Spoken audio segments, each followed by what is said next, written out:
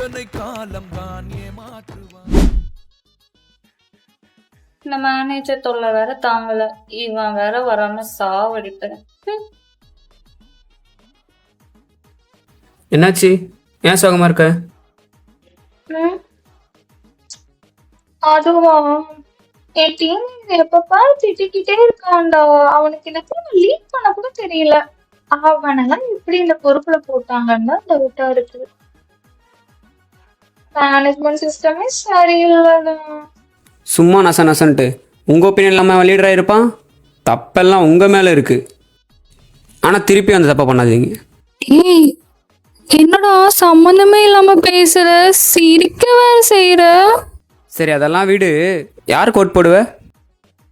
நான்லாம் யாருக்கும் ஓட்டு போட மாட்டேன். ஏய், அன்னைக்கு எனக்கு லீவுடா, நல்லா கொட்டிக்கிட்டு படுத்து தூங்க போறேன். அப்ப எலெக்ஷன்னா என்னன்னே தெரியாது. அதெல்லாம் எனக்கு நல்லாவே தெரியும். எத்தனை வாட்டி காலேஜ் எலெக்ஷன்ல ஓட் போட்டிருப்பேன். அப்போ இது வரைக்கும் நீ எந்த எலெக்ஷன்ல ஓட்டே போட்டது இல்லைல்ல? இல்லடா. அப்போ சிஎம் யாருனாவது தெரியுமா? ஏன் தெரியாம? சிஎம்லாம் நல்லாவே தெரியும். நான் எத்தனை வாட்டி கேடிவில பார்த்துருப்பேன். எது கேடிவில பாத்தியா? ஆமாண்டா, முதலாம் படம் கேடிவில எத்தனை வாட்டி பார்த்துருப்பேன். அதுல கூட அர்ஜுன் ஒன் டே சிஎம்மா இருப்பாருடா. எனக்கும் அந்த மாதிரி ஒன் டே சிஎம்மா இருக்கணும்டா. எது நீ? அப்போ புதுசா என்ன மாதிரி ஆளுங்கெல்லாம் வரவே கூடாது. வந்தாலும் விட மாட்டீங்க. அதான் புதுசா வந்தா வரவிட மாட்டேன்றாங்களே. எல்லா பக்கமும் எதிர்ப்பு தான் காட்டுறாங்க. அதுவும் கரெக்டு தான். இதுக்கு முன்னாடி ஒருத்தர் அப்படிதான் பண்ணோம். அவர் இருக்கும்போது யாருமே கண்டுக்கல. அவர் போனதுக்கு அப்புறம் ஸ்டோரியில ஸ்டேட்டஸ்ல அவரை ஜெம்மு, ஜென்டில்மேனு, சூப்பர் மேன்லாம் சொல்லிட்டு இருந்தோம்.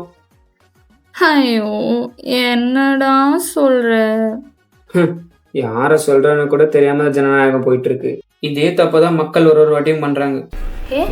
என்ன சும்மா தப்புன்னு எல்லாரும் அரசியல்வார்த்தை இருக்கு. அவங்க சுயநலத்துக்காக அப்படியெல்லாம் சொல்லிட முடியாது. நம்மளுக்காக எல்லாத்தையும் விட்டுட்டு ஒருத்தர் வந்திருக்காரு, நம்ம நல்லதுக்காக. தலைவா தலைவா சரிதான். ரைட்ரா. Sun is too hot.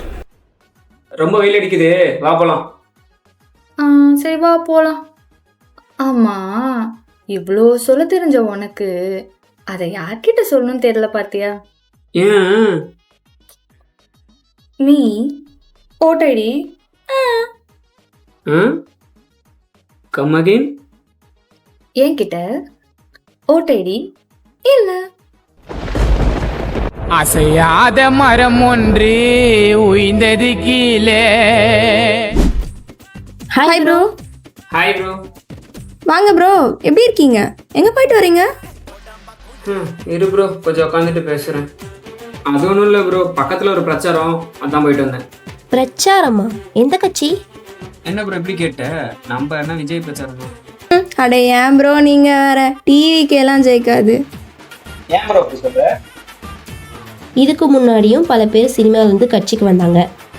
அவங்கெல்லாம் எம்ஜிஆர் ஆகிட முடியுமா? அதுவும் வந்த வருஷமே ஆட்சியில் உட்காரனா எப்படி ப்ரோ? Bye bro. எம்ஜிஆர் ஆகிட முடியாதுதான் ப்ரோ. பட் அவர் சினிமாவே போதுன்னு இருந்திருந்தா நமக்கு ஒரு நல்லாட்சி கிடைச்சிருக்குமா?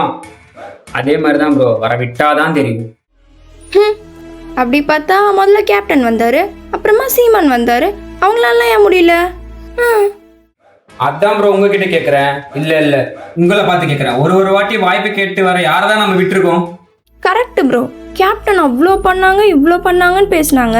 ஆனால் எப்போ அவர் போயிட்டதுக்கு அப்புறம் இதுதான் நம்ம மக்கள். ஆமாம் ப்ரோ, எனக்கு கூட இல்லை பாதி யங்ஸ்டருக்கு என்டிகேவை பிடிக்கும். ஆனால் அவங்கள கூட வரவிடலை. அதான் ப்ரோ, இதுக்கப்புறம் சும்மா இருந்தால் வேலைக்கு ஆகாது. போன எலெக்ஷனில் ஜஸ்ட் 73% ஆஃப் ஓட்டு தான் நமக்கு பதிவாயிருக்கு. இந்த தலைமுறை ஆட்சிக்கிட்ட இருந்து நம்ம தப்பிக்கணும்னா நம்ம கிட்ட இருக்க ஒரே ஆயுதம் ஓட். ஆமாம் ப்ரோ, ஓட்டர்ஸ் நம்ம எல்லாரையும் மனுஷங்களா கூட பார்க்கறது இல்லை, காசாக தான் பார்க்குறாங்க. ஒரு சிஎம் தேர்ந்தெடுக்கணும்னா ஜஸ்ட் 35% ஆஃப் பீப்புள் தான் தேர்ந்தெடுக்கிறாங்க. What of democracy. இதுல இருந்து தப்பிக்கணும்னா நம்ம கிட்ட ஒரே நாள் தான் இருக்கு. எப்படி? ஒரே நாள். இதை விட்டீங்க அடுத்த 5 வருஷத்துக்கு அப்புறம் அவங்க வச்சதுதான் சட்டம்.